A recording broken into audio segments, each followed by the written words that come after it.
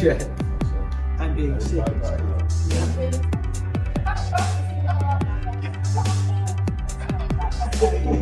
how do they What point do you not think consume it? And all this just kept, they're like, no, you're fine to carry on. Here's a couple of paracetamols. Yes, lovely, October, really nice. Yeah, and I'd be like, all sitting on something, I'm sure that's always the thing, isn't it? But yeah. Yes, welcome. 6 hours later. You've been helping us since 2021 in this very garden. Yeah. I heard about this already. Yes, and that was still one of the things, the best things to come out of Strongman was the picture that you did. It was so funny. Because you kept it secret from us. Yeah. We had no idea what it was, other than you said, I think you'll like it. And when we eventually saw it, it was brilliant. Well, it was a really random request for me to put to a good friend of mine who lives across the road, or lived across the road, and she works in TV as a director. And I went, Emma, can you come around? Like, I'm going to do this picture. And so set it up in the garden. And of course, everything had to be strategically placed. And I was also really insistent that I didn't want to use a filter, because I feel like if I'm going to show my scrawny old body, then I shouldn't be glorifying it in any way. You will not believe this. Obviously, it took a long time to set up. We had a towel out there, so in between things, and we were trying to do different setups and whatever else. There's a guy walks across the field. That has never happened in the 8.5 years I've lived in this house. And Matt, like, what was that about? Like, how had he been told? I know. He was stood there like that for about a year before. It's going to be worth it. He's just gone, oh my God. One of those snipers back in the day. The biggest shame was, of course, that Instagram took it down because they said that I was soliciting sex, which is like, it's not even. And I have to tell you that it's actually it's become a huge bone of contention with my 15-year-old son now, because he gets teased at school. He says, "Oh, your mum." People telling him that I am, posing naked. I'm like, it was for a charity. Like, hang on, I wasn't naked, but you couldn't see anything. That was the whole point. Yeah. And it was a shame, because I did want to try and get other people to do it, and people courage. are They didn't have the courage. We thought the campaign. I mean, it's really interesting when you consider, because you did a post and Billy from SBS did a post with showing his bum. Yeah. Nothing. Absolutely no comments in that respect came back at all. But when you did, it got a completely different reaction, which I guess is not unusual with everything that you do. And some of the comments that come back about doing it for yourself, it's all about publicity, and it wasn't. We gave you nothing to do it. We asked nothing of you, and you very kindly did it. Yeah. And I'm wondering, you've been like all of us here, you've probably lived a life of very unique life, of unique experiences, good and bad. And as you reflect on it now as a mother of four, having been through all sorts of different experiences, living in a country that is not your birth country, when you look back, do you ever sort of reflect on how far you've come, or would you ever think that maybe you could have made, if you lived in the generation now and you had the opportunities now, how different it may have been? I don't know. It's a bit of, just wonder what your opinion is when you look back and you reflect. Obviously, we've had Gladiators back on again, which is fantastic, but it's the same show but different. I wonder how that makes you feel when you look back at it, because it was early to mid 90s. I guess it was at the peak of your TV. Yeah, it was actually the first job that had sort of after doing the weather. So I kind of left that job and took a punt on this crazy show that London Weekend Television was going to do. I think in terms of reflecting on things, I think that the only thing that makes me, I guess, reflect on things is when I sort of go, oh my God, I've had 4 children. That's why, because I was always very maternal, I wanted to have children. And I think, oh my gosh, how did that happen? Like, well, we know how it happened, but how did that happen? And then career-wise, it's been more of a thing, because my children are aged between sort of 29 down to 15. The 15-year-old doesn't really have any idea of the things that I've done. So we might sit and watch something on the telly and I'll go, oh, I work with him, or I've done this, or whatever else. He doesn't really know anything about me being, because I'm not on telly very much at all nowadays. So I think there's a sort of disparity between what was really full on for me and, you know, at the height of my career or whatever else. And then I had this other life with children and one thing and another. And yeah, it was, I guess I just sort of, it was it's been 35 years of working in this crazy business. But it is different nowadays because, of course, it's instant fame nowadays with social media and all that. And I think, it felt like we worked harder back in the day. That's without sounding awful, but I think we were required to have sort of proper training and to put in the groundwork, whereas nowadays everyone's a TV presenter and everybody's famous. And now, you know, they will get people who are famous on social media to present shows, whereas in my day, you know, you did your journalism course or you know, presenting and you earned your stripes. That's how it feels. I mean, Samo and I were speaking in the build-up to sitting down with you. I don't like to use this word because it makes you sound really old, and I don't mean it, but you are a bit of an institution, in my opinion, in the things that you've done, and you're a huge part of people of my sort of age's life. So we sat down on a Saturday to watch Gladiators. My kids were born in 1990 and 92. It was part of our routine, and you were part of it. I mean, Shooting Stars is still one of my favourite TV shows ever. And I still, when the clips come up and you watch them, they're just brilliant. There's been nothing like it since. It's just... It hasn't. You can't not smile. Yeah. And it's the same with Gladiators. I think it's a part of... And that's why maybe it's been received so well when it's come back, because they've kept to type, with the exception of a couple of areas which I don't really know why they've moved away from the male-female presenter thing. That I don't get that. But the actual thing itself is something that works really well, and nothing's really changed. So they've not really changed too much of that. But like you say, I guess it's weird when you've got kids who are so young in comparison to your career. But for me, it's a huge privilege to get the chance to sit down, because you enhanced our family life just by sitting down on a Saturday and watching it, which sounds a bit creepy. I'm so old. Well, it sounds a bit creepy, yeah. So we've all got the same age, but well, it's funny because I don't think a lot of people, certainly where I live here, nobody cares about who I am or whatever else. But it's very rare that anyone ever comes up to me and says, are you or can I mean, in the old days when people used to ask for autographs, now of course they want the selfie or whatever else, but it just doesn't really happen anymore. Probably because I always deny that I am me most of the time. I'm going, oh no, I've been told I look like her ugly sister, but I mean, I thought that time and those shows that you talk about, they were a really special time, and I think that things have changed a lot since then, and I think that people really sort of still hold on to the nostalgia of those programs and the way that they were done. Like you say, Shooting Stars was it's a shame, you know, the BBC decided to not recommission it, but you know, our producer, she just said it's better we go out on a high, and of course they go off and do different things. But I, like you say, I could sit and watch their humour, and it was like I was being paid to laugh, like just to sit.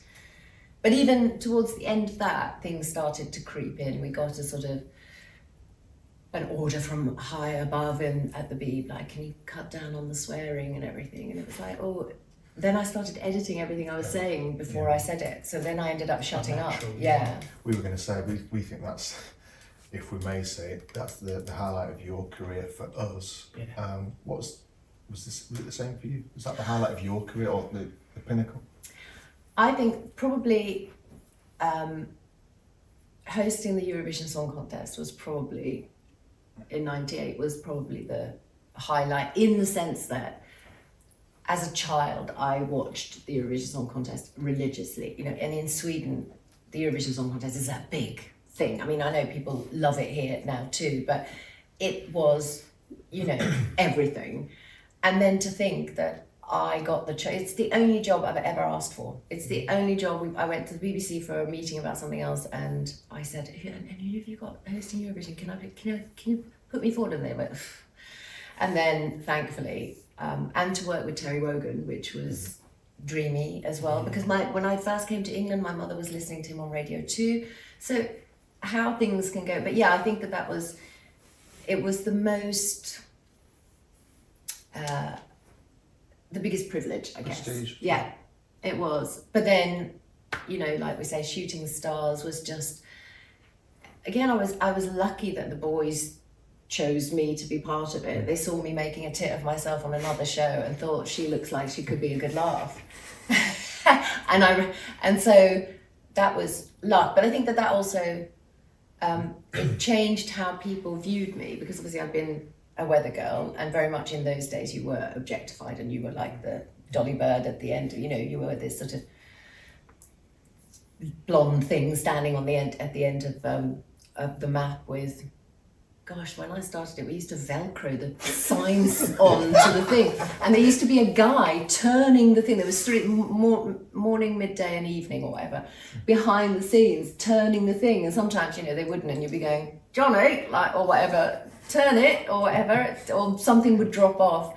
So it's going back to sort of all those. Bring it back, I say. Yeah, why not? You know, it's all it's all so technical Sterilised now, now. and it's not as much. Do you know anything about the weather?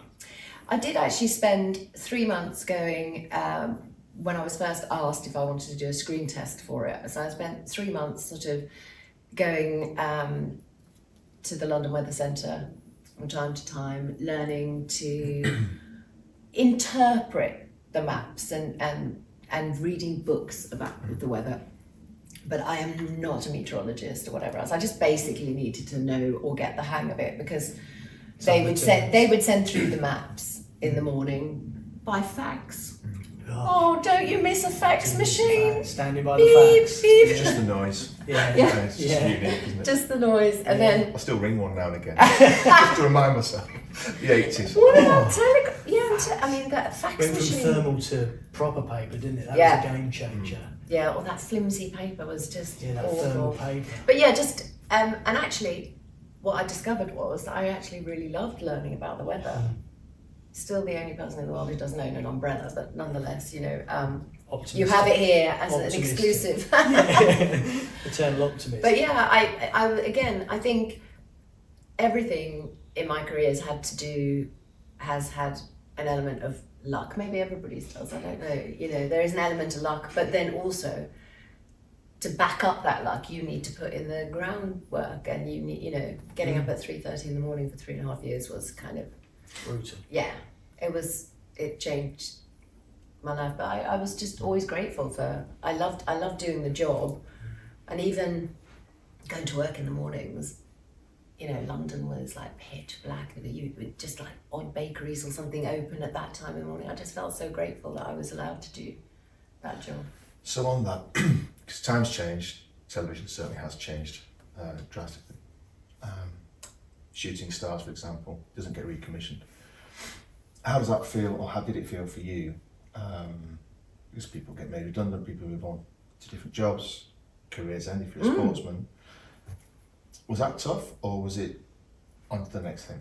I'm good, it was exciting still, you've got new things coming in. How did it feel? Or was it more hard hitting looking back now to when you finish with something as iconic as Shooting Stars?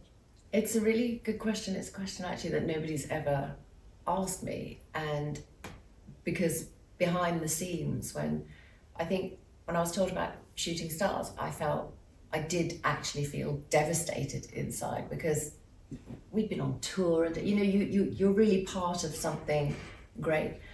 And when you are, I've always been a freelancer. I've never had a contract with anyone or an exclusive contract. It's scary, you know, if you lose a job, or because, sorry for the dog, every job that you do on screen is what leads on to the next job. And now I find myself, I'm going to be 57 this year, and work in TV is so different, and it's, yeah, I guess you constantly looking for different ways of not keeping yourself relevant. I love working. This is the thing. I really love to work. So whether it's writing or whatever, not working is not an option for me. But it's been really heartbreaking and disappointing when things have come to an end. But then I've also got this bigger picture understanding that all good things come to an end, and everything, and you have nothing, the only constant in life is change. And that's, you know, I'm not very good with change, but I just take a bit longer to get my head around it. And things have changed so much. Hearing you're going to be 57 this year, your dad died 28 years ago. So you've been more than half your life without your dad, and he would have died, I guess, in your peak TV career. How I mean, I'm fortunate both my parents are still alive. Sam has lost his dad. How was all of that going on? Because you are still trying to exist, do stuff. Obviously, you've lost your father. It's not something you could ever really speak about or speak to anyone around. Things have changed a lot in that respect. Yeah. You lost your father during the peak of your TV world, TV work. I'm guessing he was in Sweden when he passed away. So you it was very It was unexpected.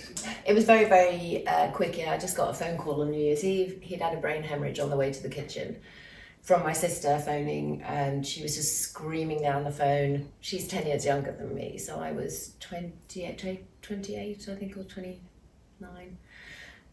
And it was sort of at the height of my career. I was just going through a divorce from my first marriage, and then that news was just, it was so shocking because he was only 53, so there was kind of I didn't have any thought about him dying. I should still have him here now, really. And I was really very close to him, so I'd never really experienced anything like that. But I had to carry on working, and I had to carry on being a mum, and I don't really know how I did it, but you just, and like you say, in those days, nobody talked about or was sensitive to sort of mental health or grief or mourning.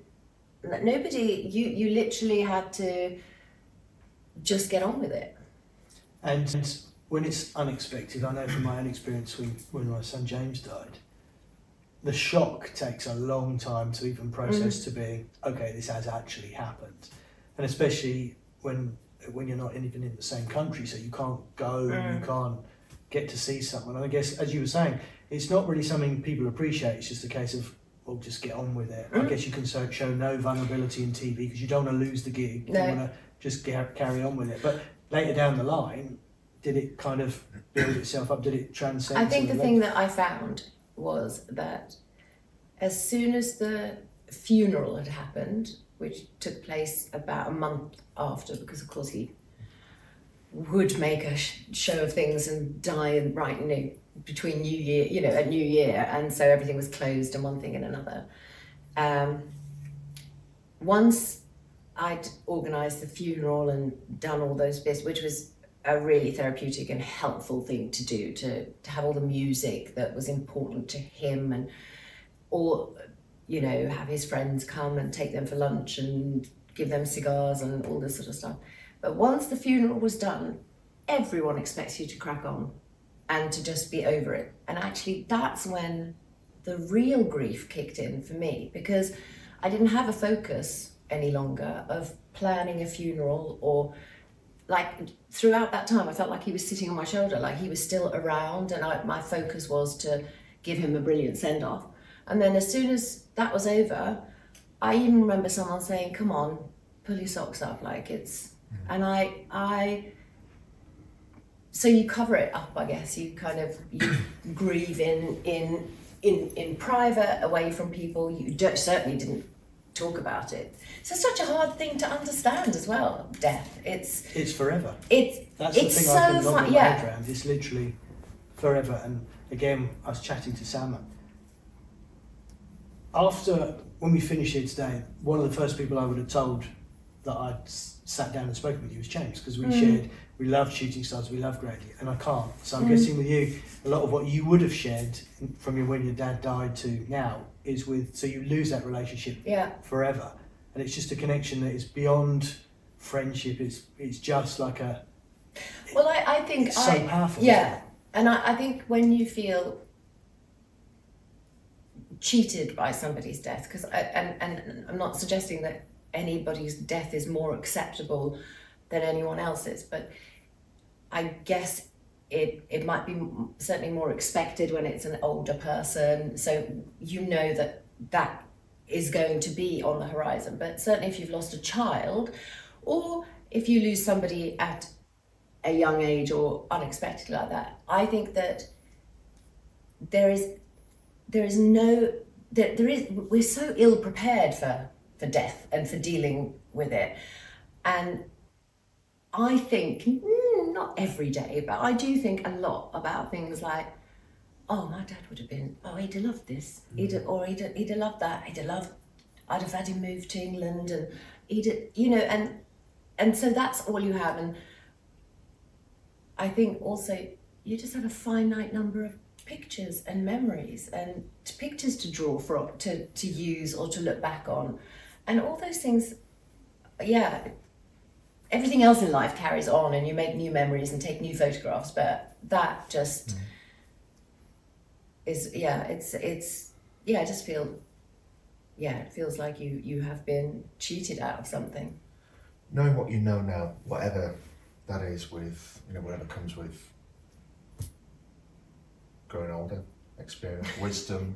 Yeah, Trying to put that wise really old nice. man. Wisdom. Yeah. Like, He's tiptoed around Stuck for a that being while. older bit older. as opposed to old. It's 28 is a long time. Yeah. Would knowing what you know now, could you have done it any differently? Do you see death differently now, with whatever experiences you've had following losing your father? Does it get easier? Because you had work as a distraction, not necessarily healthy at the time, because things creep back. And a messy personal life at the time as well, so Yeah. it was just So it was all reflecting at on once. that now, or reflecting on the inevitable. I mean, I think that I feel very much that when it comes to death and other people, whatever else, I face it like head on. If someone's died, I think people stay away from those people. Like if somebody's grieving, people will stay away from you. I go head in, and because I would have loved somebody to have come up and spoken to me, or taken the time to ask how I was feeling. But I think as a society, we're notoriously bad at dealing with death or talking about it, and this whole thing of putting a sort of timeline, or A rule book around it. yeah, and that it's been 3 months now, come on. There is no, grief takes as long as it takes, it's there It takes forever. isn't it? Yeah. So I think, and then, but yeah, I mean, tiptoeing around me being older, I do think more. Didn't work, I do think obviously. more about my own, Mortality. end. Yeah. Because my dad dying really was my first experience of somebody really close dying. And when I turned 53, I realised now I was the same age. I was then, the same age as my dad was when he died, and how strange that felt. And now I'm, going to be 57. And so you have to think about your own death, or knowing that it's going to, I think, my dad dying probably made me more of a sort of hedonist and sort of, not risk taker, but I just thought, no, fuck it, I'm going to do this, I'm going to do that, I'm not going to wait, I'm not going to be, I'm just going to do mad, crazy things. He was a little bit nuts. Like, when I say nuts in a good way, like he had a great practical sense of humor, like real good sense of humor. He was a bit bonkers. And I sort of, in a way, him dying brought that out in me. With that in mind, would you any regrets then around that experience potentially moulding you to being a little bit more Mad, wild. Yeah, I've sort of tiptoed around that. Again, not very well. Yeah, I'm just really. not hard hitting enough. Yeah, I was just going to say. Really, yeah, just get it, go. But do you know what I mean? You could reflect and think, well, you know, certain experiences mould us, make us make decisions that But some it's might true, regret, yeah. some might not. But I'd like to think that we don't have regrets. We make decisions in the moment Yeah. with the information that we've got, and it's the best decision at the time. Only on reflection, Yeah. hindsight. Can we judge that? But then it's not really. It doesn't have the. I always believe really strongly in, like you say, like you do, not having regrets, right? Because I think they're pointless. They're such a waste of energy. I mean, I would say, you know, there are some things perhaps that I'm less proud of having done, so to speak. But then I also know that I will have learned from that experience. So you're not fully formed at any point, are you? We're all kind of on this thing, but on this sort of journey. But it's funny to think now. I hadn't even really massively reflected on that maybe some of the decisions that I took after my dad's death in my private life and in my professional life may have stemmed from him being a bit bonkers and him having that sense of, oh, he loved life, like he squeezed every drop out of life, and I wonder what would have happened if he hadn't passed away. Would I have had a straighter life, like a bit less scandal hit life, or a less kind of headliney life? I don't know. It's very natural to want to live the life that you think would be approved yeah, of by yeah. someone you've lost. And I definitely think that I'm much more like him than I am like my mother. So I kind of wanted to, yeah, it was, you know, get tattoos, do this, be crazy, like. So yeah, it was, yeah. I lost my dad when I was 28, but I consider myself fortunate that I had the chance to say goodbye. He was poorly for a long time, so it wasn't unexpected. But I still find myself trying to prepare my children so that it doesn't hit them like it hit me.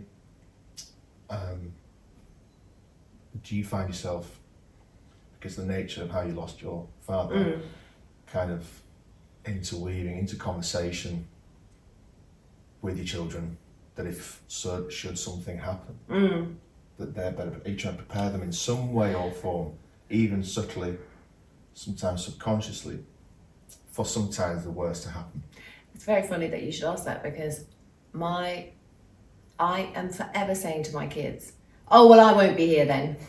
I'll be gone. And it really upsets them, because they're like, and I'm like, no, but I've always had that thing, because my dad died so young, I'm not going to live long. I cannot get that out of my head. So the fact that I've even got to 56 is, for me, feels like a miracle. I don't have that presumption that I'm going to live to a grand old age.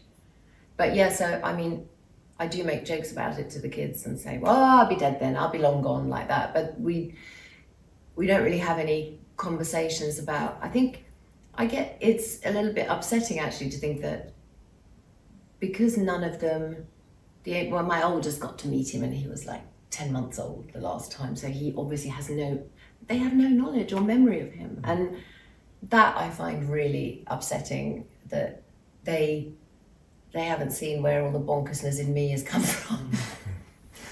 And the sort of, but yeah, it's a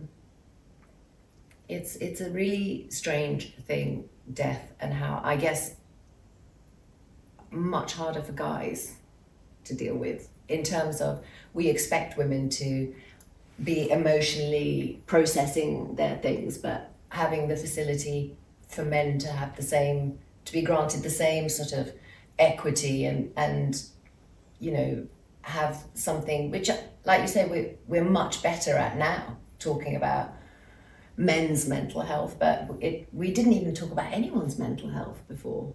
No, it's such a, I mean, it's, when you look back at it, it makes no sense when you think of how things used to be.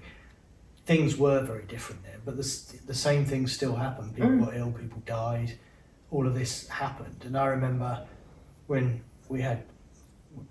I knew some of my friends whose parents died really young, it never for 1 minute did I think that I'd have an ounce of sympathy for them. It never even, it wasn't even a thing. It was just like, oh, such and such, his mum or dad died. It's like, okay, carry on, play football. It just never was a thing. I'm pretty sure that my dad suffered from depression. He was very funny and all that stuff, but he had dark moments. But I would never have been able to identify that at that time because I didn't really know about depression, or I don't even think that I thought that that's what I was going through, and that I've been through, and it'll probably always be with me in one way or another. I think I'm not sure whether you can sort of have depression once. I think once it's part of, obviously I'm not a psychologist, but I feel like it's part of your makeup, and you will have periods of it again to a greater or a lesser degree. That's just how it feels to me. Accepting that it's going to be part of my life and I might go into a little bit of a bad time again makes the burden of having lived with it or living with it much easier and much better. I mean, I look back now and I think when I was a teenager, of course, it's hormones and all that sort of stuff. But I mean, there would have been moments where things were really, really dark, and I would now. That would have probably been a depression diagnosis or whatever, but you just push it down and carry on. And then I think that's why it's taken it so long for me to get to know who I am and what I'm about, because you're still processing all those kind of layers that have gone on in the past. It's only really in the last 5 or 6 years, maybe slightly longer. I mean, I've thought about stuff a lot deeper than I ever did before James died, because we've been to some horrible places, as I'm sure you did, and you learn a lot about yourself. And I've tended to surround myself with many different people, because I have friends now that I've never had. I've lost friends that I did have, and the same with family, because it changes you. And until you acknowledge that it's changed you, and it's all right to change you, because it should do, then I don't think you can start that process. So an acknowledgement of stuff for me is the start of that process, whether it be depression, whether it be just acknowledging what you're good at and what you're not good at. Because why do I get angry when that happens? So why have I not thought, why do I get angry when that happens? It's like, what is this thing that's natural to me but is not actually, it's not a nice thing. And I think that's one of those things that as you get older and wiser, I think it becomes natural, because you have more knowledge to pull on, and you've seen more things and more things have happened. And you're also not scared. I mean, I'm not particularly scared of dying. Not to say I'm reckless or looking forward to dying, but having seen death and what it does, my mortality, like you were saying, I'm aware of it now. I won't be here forever. Now I'm a grandfather. It's great to see that next generation, but it makes you think, God, I remember my grandparents when I was born. They were old. My granddad always wore a suit. Well, they were old when they were 40 or 50. Yeah, 50 was a 60. They practically were like that. I remember, you were completely... Death's door. Yeah, but I think first of all, I'm massively interested in psychology and always have done, and I don't know if that's because, I've had various mental health issues, whether it's anxiety or depression or whatever else, but I'm just so fascinated by why we do the things that we do. And like you say, why am I irritated at that? Why do I get angry at that? And what is it that's triggered that? I'm a huge fan of therapy. Absolutely, I love therapy. But it's because I just feel like we're made to believe when we're younger that we're going to be a complete person at some point, and I just don't know if we ever are. I still do like mad, crazy things, but I don't want to be thought of as old or past it or whatever, because in our heads we're still so young, aren't we? And I love picked up some damage from my parents, no doubt. And I'll be passing some different damage on to my children, because nobody's going to get it all right. But once I accepted that I'm not going to be the finished article at all, that it is this journey of learning about yourself, then you kind of relax. You accept things about yourself. Like, I have conversations, don't tell me I'm mad now, but I have conversations in my head to myself all the time, you know, like you're saying, when you challenge yourself, like, why is this affecting you like this? Like, why? Some people don't do that, but I think they're probably boring. I think credit where credit's due. I think we don't identify with situations in our life that we have accepted. We're always looking forward, thinking, you know, what's going to crop up that I've got to accept again. I'm not complete, but there are things that you have accepted. You've accepted the fact we haven't accepted the fact there's no shooting stars in it. But you have. Still in mourning. You know, Maybe one day. Yeah, but no, I don't think as a society that we recognise and acknowledge the things that we are accepting all the time. Yeah. Every day. I mean, a lot of the work that I end up doing now is writing for the Sun newspaper, or whoever wants to read my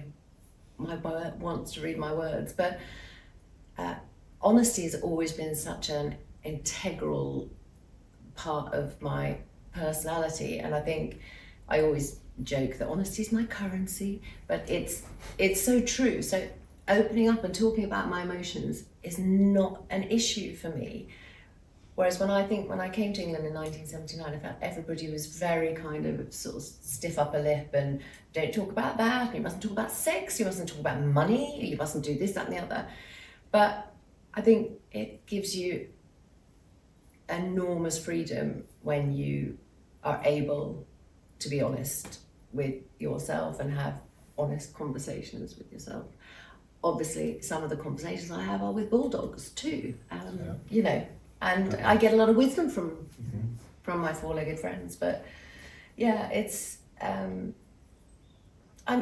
fundamentally interested in people as well. This is the other thing. I love talking to people, understanding people, being able to mirror things, having empathy, and you know that when you make a connection with somebody as a friend or whatever else, I always think that that's made that moment, you know, this is a person I'm gonna like and that I can trust, sort of thing. Like, there are some people where I think, I could take you or leave you, but yeah, has that been to your?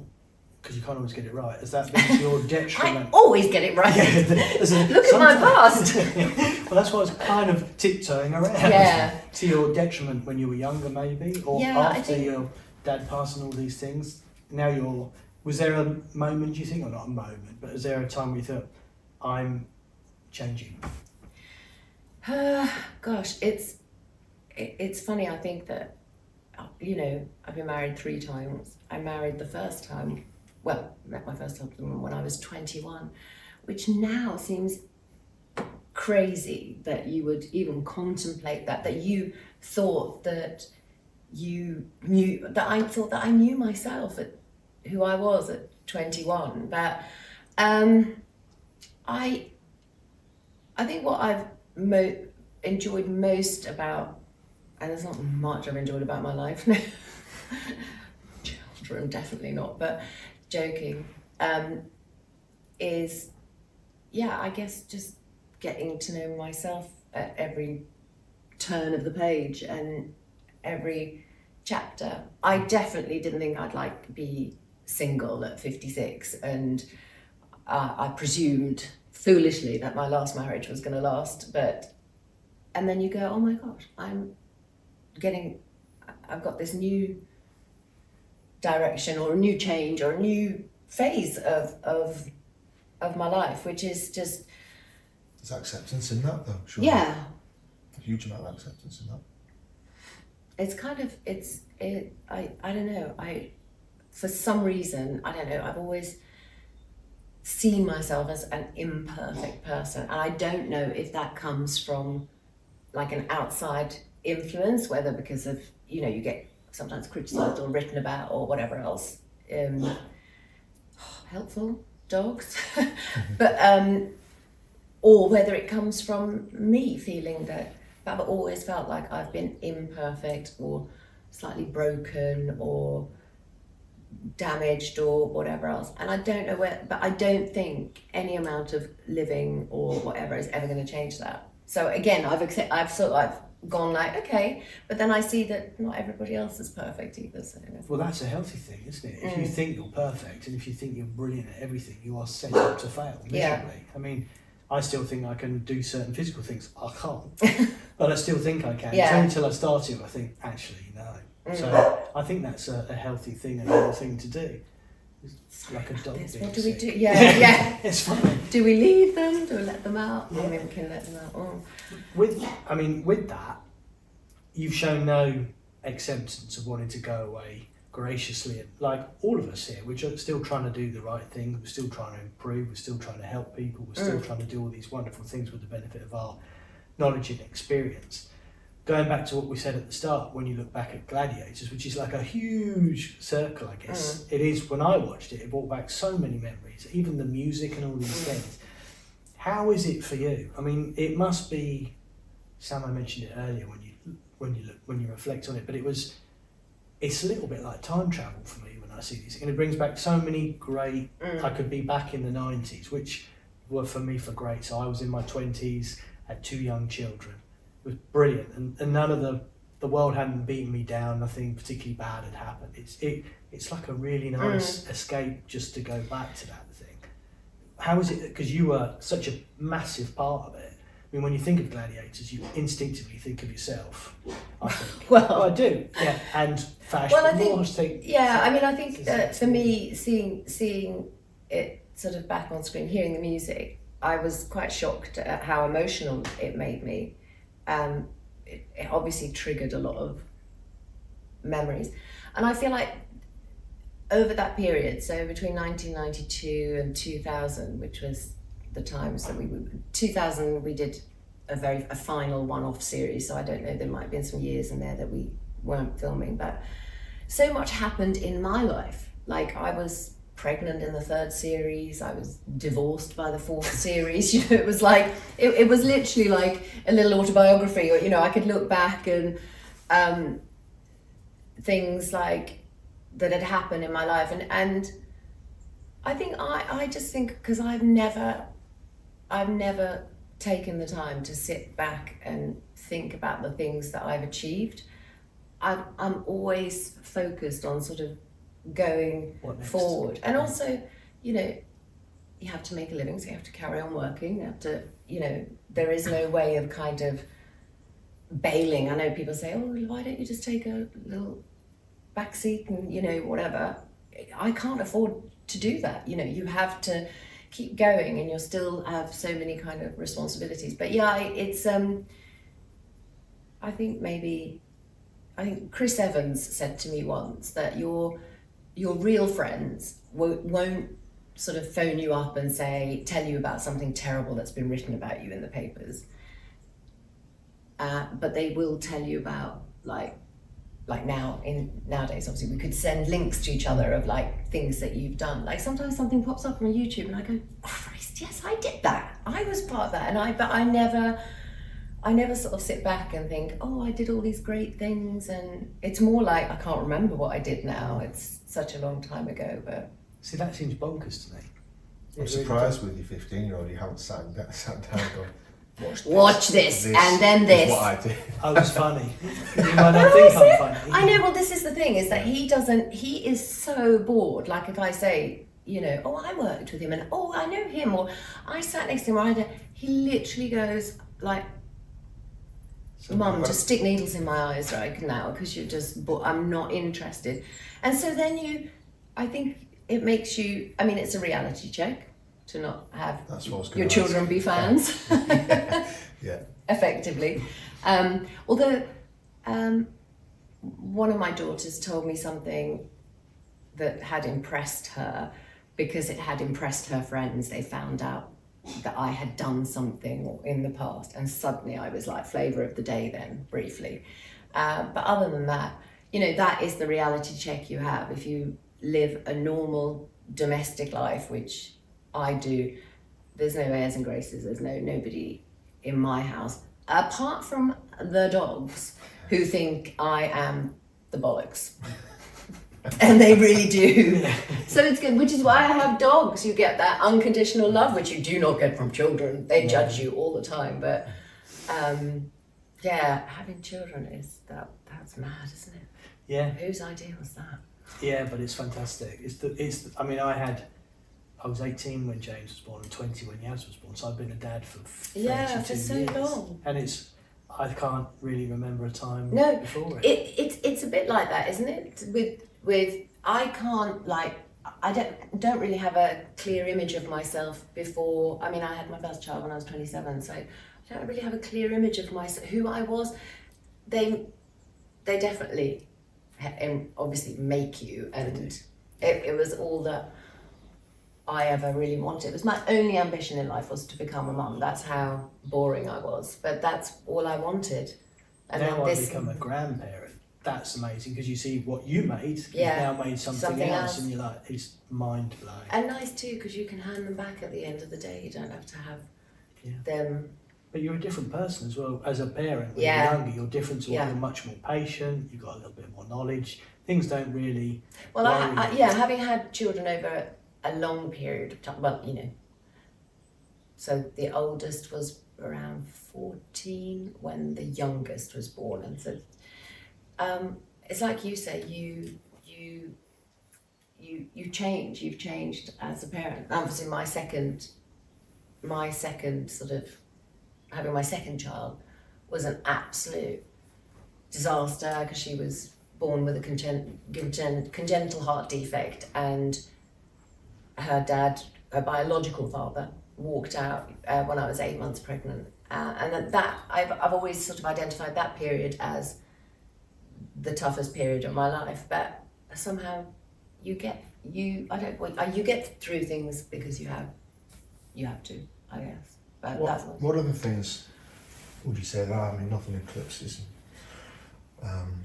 losing a family member, but you know, other things we don't know about that haven't been documented. Is there anything at all that hasn't been documented in your life? But when we think of trauma and bereavement,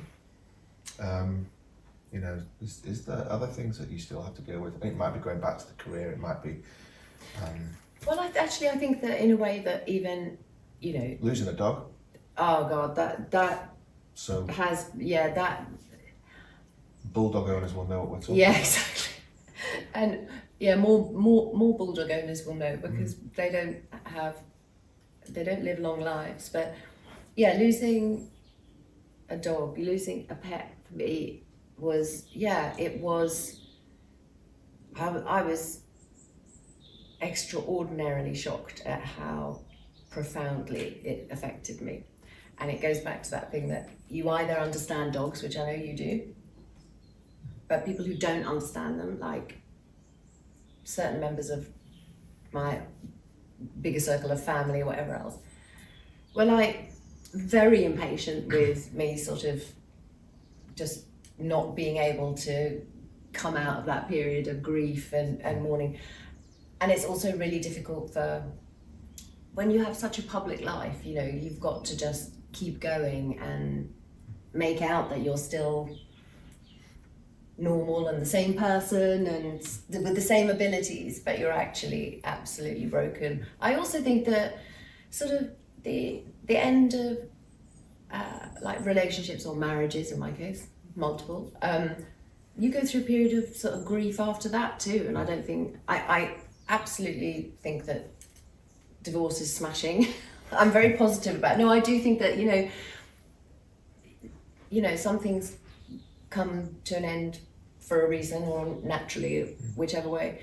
But you always go through a period of mourning after something like that happens. Or even things like, when my oldest went to university, when he left home to go to university, I was a goner. I just could not. I cried every day. I couldn't go in his room because I knew that the family unit as such was changed forever. Because that's what happened when they leave home for whatever reason. They always come back, but That's a thing, isn't it? yeah. Yeah.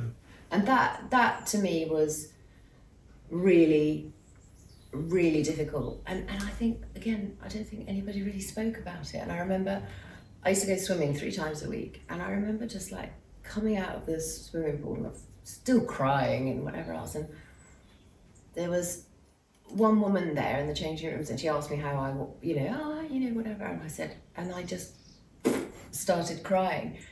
And it was only because she had had the same sort of experience, one of her children had gone off to university. We were able to have that bonding connection, and it made me feel normal. It made me feel like it's okay to feel like this. Because you just suppress things all the time when it comes to experiencing any kind of sadness or heartbreak or loss, because it's not the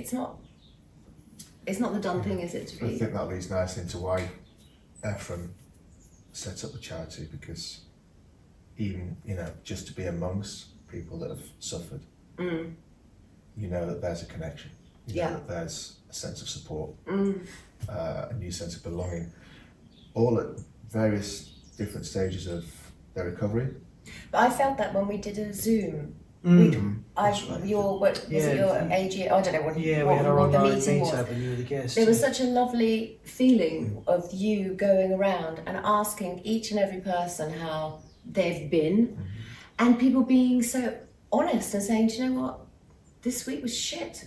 I wasn't good this week, and somebody else, and I think someone hearing that will give strength to somebody else. Agree.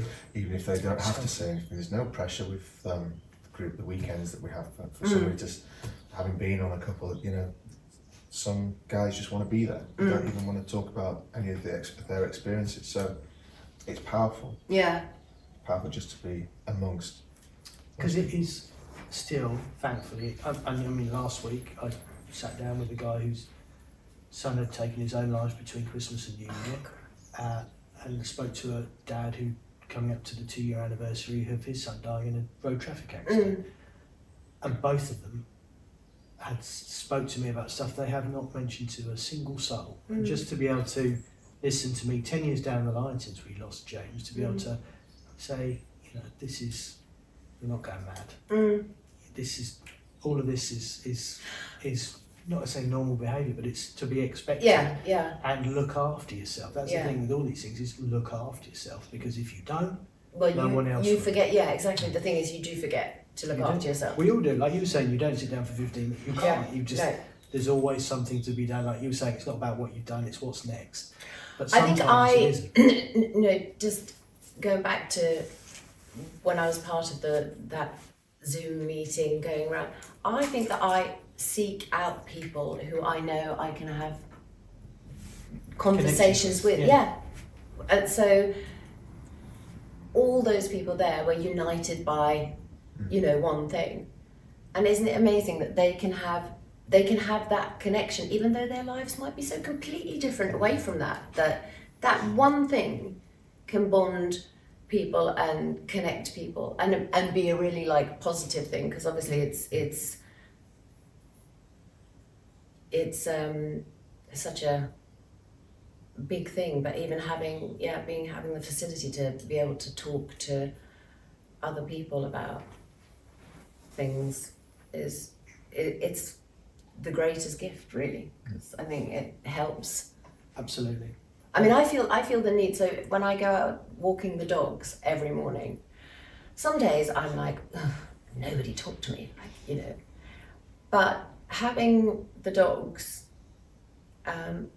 definitely has helped my mental health, because it forces me to go out. It forces me to. I might not have any other interactions with an adult for the rest of the day. Just 2 idiot dogs, and most days. I felt that this morning. I was like, God, I hope I bump into so-and-so or whatever else, so we can walk together and talk. Because I needed that. And I've acknowledged that I need that. And I need to be able to, it's part of processing things that are happening in my life. Yeah, it's a great connection. Yeah. It's just nice to connect with people, and there's no expectation that you're just out walking the dog. No one wants anything, you know. Yeah, and sometimes you talk Absolutely. absolutely. You don't even Absolutely. have to have that. You don't have to have a deep, meaningful No, conversation. That it's not it can just philosophy. be. It's literally surface level. Yeah.